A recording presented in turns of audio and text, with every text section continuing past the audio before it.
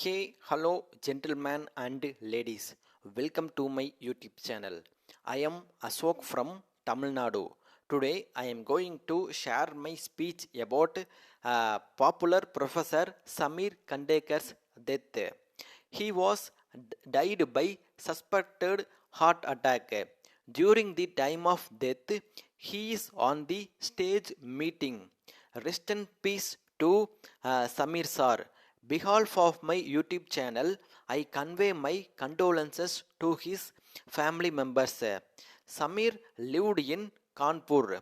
He worked as a Dean of Student Affairs at Indian Institute of Kanpur. He worked in Indian Institute of Kanpur for more than 8 years. Let me speak about his education qualification. He is having PhD degree in thermal fluid science. Thermal fluid science.